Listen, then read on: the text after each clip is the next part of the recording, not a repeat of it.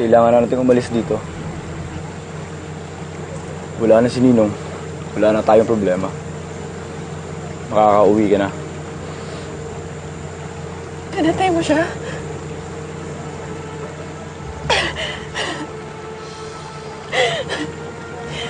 Salamat pa, Koy.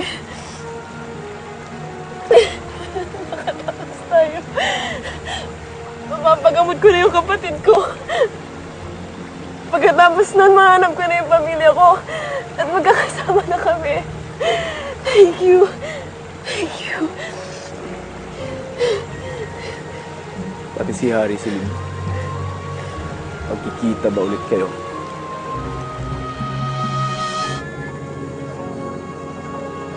Wala naman siyang pakialam sa akin eh.